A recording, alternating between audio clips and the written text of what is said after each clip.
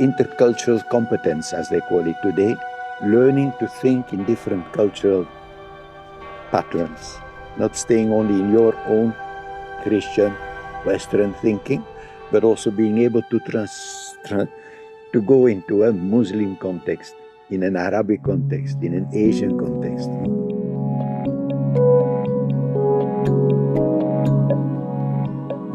And so what I did was putting 2-3 stories from different cultures, but with the same message together, so that the persons have to reflect what is the connection between these 3. And sometimes I really like a Buddhist story and a story of Jesus, a parable of Jesus, that are almost the same. But then you have to ask, but what is then different? Because the same story is used in a different context.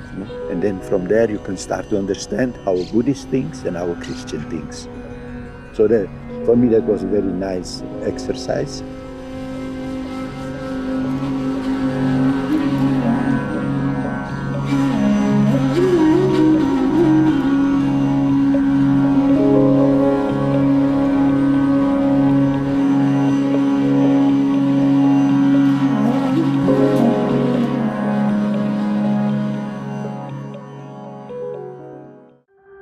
Good day, I'm Father Peter Bekelmans of the Congregation of the Immaculate Heart of Mary. I'm a Roman Catholic priest and very much into dialogue, especially with Buddhism, but I also teach Buddhism, Hinduism, Eastern religions at the university in Louvain. I'm for the moment here in Rome as director of SEDOS, which is an organization that serves more than 85 missionary religious congregations. So we try to give them update on what is mission today, what are the people of today, what is the thinking, what are the society today moving towards. So that is my work I'm doing here for the moment. I'm from origin Belgian, but I've worked 20 years in Japan as a missionary. From there my love also for Asia, Eastern religions, but it started already before I left for the mission.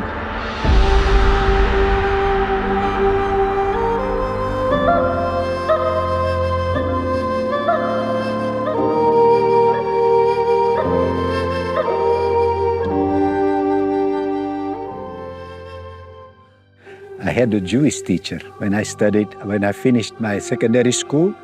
I did not know well what to study.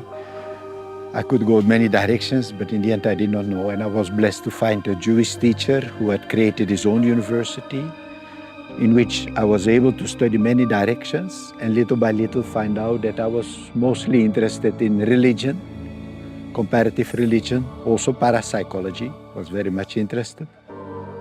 And so little by little I deepened that interest. And then after a time I thought maybe it's not only an interest of intellectual interest, but maybe also my person as a whole. I like to be a religious person. And that's where after my studies in comparative religion, I had to do my military service. After the military service, I did a first year in theology in Louvain. And then I took a holiday and I went on pilgrimage to the south of France, to a very Latin monastery in Le Barou, and then later on to Thésée. And it was in Thésée that I was blessed with an experience. I heard a voice telling me, Peter, it's time to make a decision. And though at that moment I really broke down, I felt I have to become a religious. And it was a joy. 2 kinds of tears came up. One was a joy of having found what I really wanted to do. And another one was pity that I could not travel anymore, what I wanted to do. Once in religious life, you have to have a vow of obedience. But in the end, it was not that way. I never traveled so much as after my becoming a missionary. And then there is still also the fact that I'm from a twin, with my twin sister Vera. When I entered religious life, she was crying. She was angry at the Skut fathers that they took me, no? But little by little, she started to look also deeper into herself. And when I was going to do my first Mass, the evening before, she asked me to come over. I did not know for what, but it was I had to shave her head, no? For her, she's not in a religious congregation. She's with a yoga teacher, and very much into Hindu, but she's also Christian. But she asked me to shave her head. And so in that way, for her, that was the vow to be celibate also.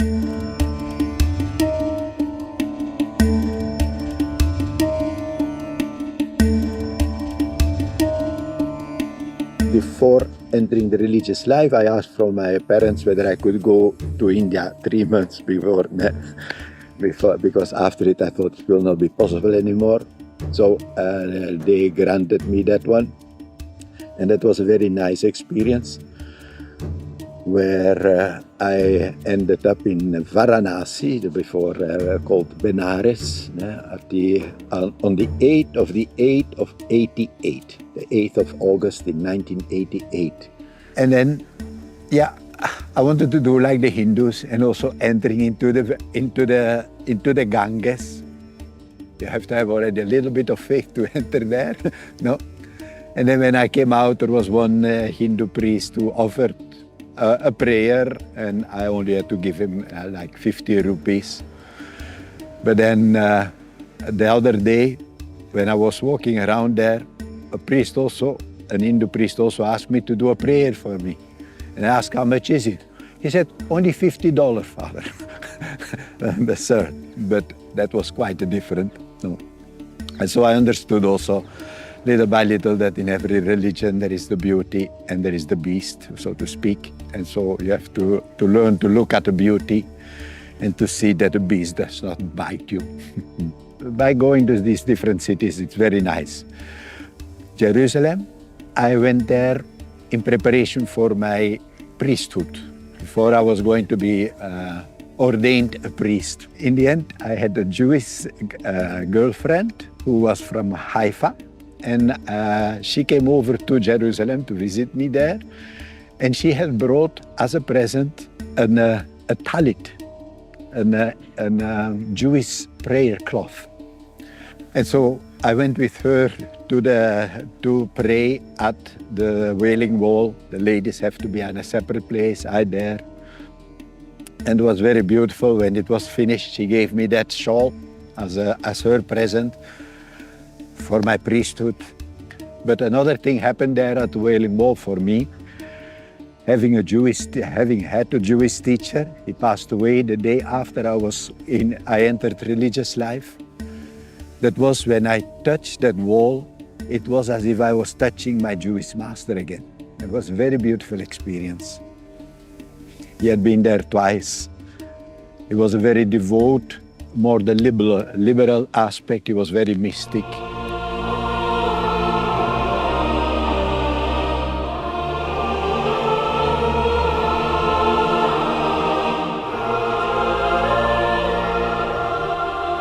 First Mass, I invited a Buddhist priest from Japan, a Hindu teacher from India, to join the celebration and to do what was possible within our Catholic liturgy, to be part of it, to show that other religions are not against us. They also love us and they also want to be part of our way of doing things, but at the same time also being on their own thing. No?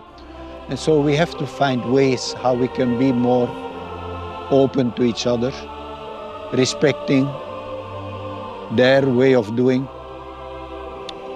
in love. But it is a long way. It's a long way because the more you love one person, the less you can see the beauty of the other person.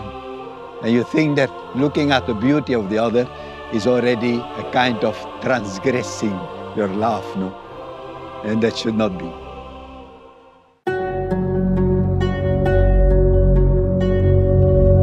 We should remain in in that openness. No, pure gold does not fear the fire, I say. So we have to be comfortable with our own religion, but being open to other religions too. And little by little, I hope that the bridge between the religions can be crossed more and more. But my father had difficulty to accept other religious traditions. And I came to realize that that was given to me also at the age of 20. And I thought, no, this is not correct. No, and I had a Jewish teacher I loved very much. And I thought, no. And so I started to say, no, we have to find out how we are related and that we can come closer. In the Catholic tradition, we have the Justice and Peace movement, which is very strong and wants to work in the world for a more just and a more peaceful world. But among the world of religions, you have the same. We also there have to work for justice. Who are you? And respecting that the other, what is the other? But also harmony, peace, and to work for that. And my studies are in that line. My way happened to be more into the world of Asia, Buddhism, Hinduism. It could have been different, should have been different because I had a Jewish teacher, but I found that Judaism, Protestantism, Islam are still the one God accepting, no? Where at the others you don't know. Is it polytheism? Is it henotheism as they call? You don't know. So loving the other also in being different on a religious level. That's what I like to work for and what I tried for. But as a theologian, as a Christian, I'm very much in search for what is then God for Buddhists. It is not to make them Christian, no? And also not we Christian Buddhists. It is to see where do we connect, because if our God is a true experience of us, it should be universal. And there we have to look and to search. And it is in that aspect of emptiness, interrelatedness that we cannot see, which Buddhism is really teaching us. And through that, it is teaching us that from the moment you say, this is it is not. So I came to the insight that it is about the hiddenness of God, which we somehow have forgotten in the Christian tradition. We have stressed so much that God is revealed in Jesus, in the world, no? Through the Bible, through the sacraments, that we forget that in the end, God has never revealed himself or herself completely. We don't know. And we have to respect that there is always what Luther has called Deus absconditus, against the Deus revelatus, which we know very well, but sometimes we make it a way to distinguish us from other religious traditions, which is not correct. The conviction that the world is beyond our grasp. And God loves it, protects it, but we are also the co-creators. And we have also our responsibility in it. Might be hard to think, but even if we are not anymore, the world is still, God is still. Amen. Wow, che bello! Nice.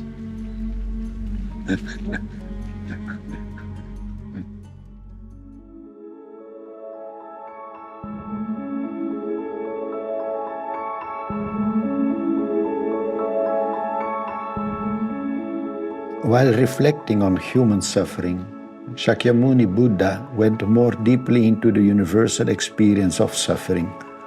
He started to discern the real cause of our human suffering, namely our desires, called klesha. Our desires are relentless. That is why we give them arbitrary numbers like 108 desires or 84,000 desires. The three basic kleshas, the three poisons, are ignorance, attachments, and aversion. The term klesha is difficult to translate. Human attitudes such as attachment, indulgence, impatience, and so forth are part of it. They all rise from a selfish lifestyle, from egotism. When we live our life pursuing our own desires, we have the wrong attitude and can only create a life of suffering. For instance, in pursuit of riches, we may make other people suffer, and we build up new bad karma for ourselves. This karma will find its way back to its creator, as surely as a calf will find its way back to its mother within a herd of cows. The book of Job in the Old Testament is a lesson in accepting that not all suffering has a reason, or it is beyond our reason. It is therefore important to learn to discern these different views on suffering and to enter into dialogue with other cultures and religions to understand them better. Each of them contains a huge lesson for life. When a missionary contracts hepatitis, as I did, it can come from too heavy a workload in a poor and hot climate, which is the suffering of the cross, or it can come as a consequence of the strong drinks in the evening to compensate for the heavy work, which would be karmic suffering, or it can come from a viral infection, which is drama. In the second case, his sickness is not a cross, a suffering of the cross he has to carry as missionary, but it is to realize that drinking alcohol in a hot country is too taxing on the liver. This book is my last book on the Jesus and Kukai, which is an English translation of a Japanese book I wrote as a result of my doctorate and other studies, in which I try to place the thinking of Jesus and the thinking of Kukai, the founder of Shingon esoteric Buddhism in Japan, to show that their basic thinking, as well as the theology that came after it, is thinking in non-dual way, a world of non-duality. Here it is a play of word, because I want to say that Christianity and Buddhism is also not really separated. It's also non-dual, but it is also the teaching they gave is also non-dual. When you enter the world of religion, you enter in a world that does not want to separate things. Discernment is important to know that there is a difference, but more important is to find out how we are related.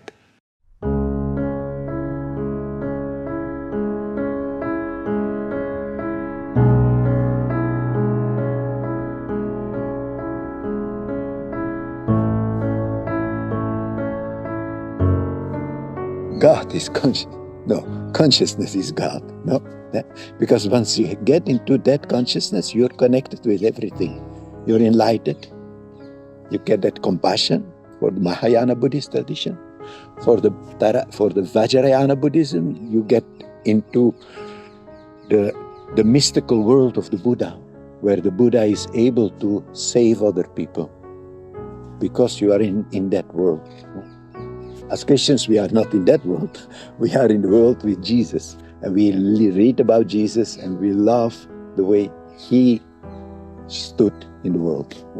And that's yeah. You cannot explain that, why you like then more Jesus as Buddha. You cannot explain that, and you should also not explain too much. A young Vietnamese priest I was talking with the other day in Paris, he was explaining me his vocation. And that was just by reading in the Bible the words that Jesus gave his life for everyone. No, he gave his life to save everyone. And then he put it very much on himself, and he said, Jesus saved me. No? He saved me. And that he had to cry 2-3 days. And then he chose the religious life, and he's now studying just the problem of redemption in the Christian thinking. How come that that is our belief, no? Jesus saves the world. No, but what does that mean? How do you get into it?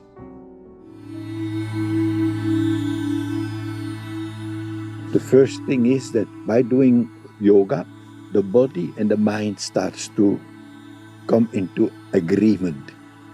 And I went for a 1 month yoga teacher training course in Nashik in India during my sabbatical. Was one of the things I wanted always to do. And there they also stress very much the importance of that doing yoga, but do also a bit your prayer before and after. It has to be the whole, no? It has to be, it is praying with the body, you can say. If you do correctly, then you pray with the body. And as a Christian, you do Christian yoga, so you pray as a Christian. But it is what they say there in the yoga philosophy is that when you do yoga, even without knowing anything around, your emotional life gets stabilized. The body and the mind gets into unity, and that means also your emotions. It's not one part is because the body is strengthened, one has a stronger mental and emotional aspect, but it has also to do with just sitting silent, a form of meditation. In fact, you're doing. It's a form of meditation. That's when you see Iyengar is one of the famous yoga teachers of our time, and when you see his book, on the front page you have all the postures, but in the back you have the meditation posture, just sitting in a lotus position. So that kind of the yoga that leads to union of body and mind. But when you go deeper and deeper, you also start to get that union with the world around you.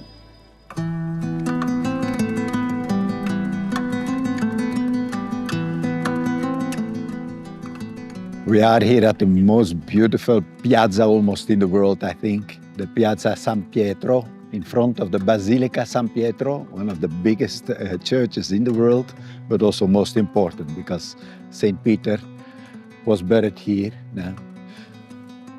And we have a very nice piazza constructed with the idea that it is an abbraccio. You are taken into the arms of God, you can say, when you walk in. In olden times, there was not that big street leading to the piazza. It were all small streets. And the idea of Michelangelo was that people are embraced by the church. And that's, in fact, our wish also as church, to embrace the people in the right way. But that beauty, the beauty of the building itself, the beauty inside of Michelangelo's Pietà. At the age of 24, he made something so beautiful. I have to think of it, and I already get a bit emotional. So beautiful, no? Surely if you believe in Christ, in the life he led and the way he died.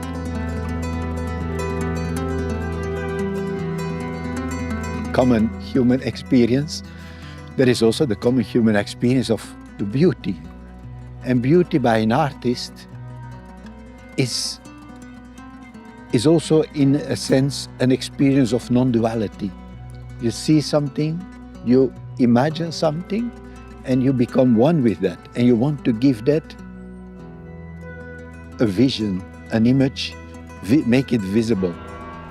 That experience of a special union with the world around and making it in an expression that can last for centuries, like this one.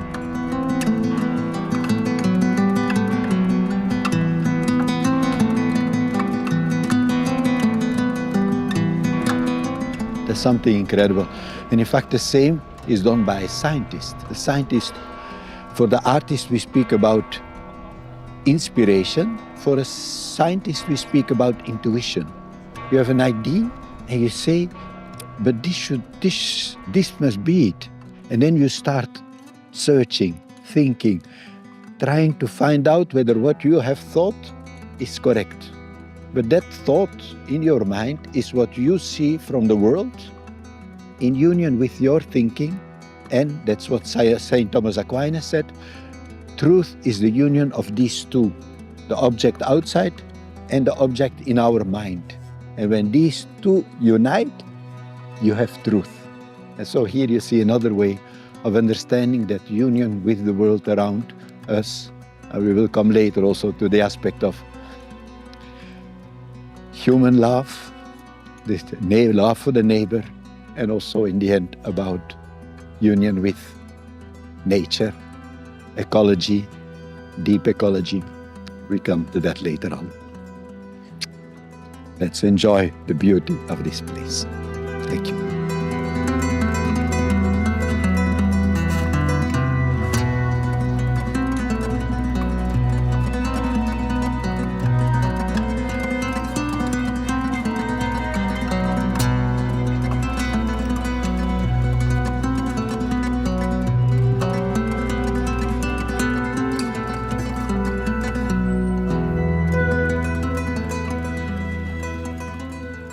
Do I already have to throw? Well, we can miss a bit of money, huh? So, we are at a Trevi Fontaine, and many people throw a piece of money over the back, not knowing where it will arrive. And they do a wish to come back one day to Rome. It's an old system, an old habit, and no one knows why, but all do it. And it's not only for the fun, they also mean it. And this kind of a popular belief, where does it come from? It's very nice for the city of Rome, because every year they have more than €1 million they can give to the poor, if they really give it, But it's the same as what in Buddhism is taught with karma. It's also something you do, and it will have effect the same moment, a day later, a year later, maybe in next lives, you don't know. And so this kind of thinking, which is karmic thinking, is in fact the same way. You believe that something will go on. And why? Because there is behind that belief that everything is connected. The world is connected, time is connected, everything is connected. And you cannot explain that. But if you want to believe Buddhism, understand Buddhism, you need to accept that kind of non-dual thinking. Everything is linked. You cannot separate things, even if we would love to. Our dear ones we feel very much linked with. But when we separate from someone, we have to do it in love, even if we have to separate.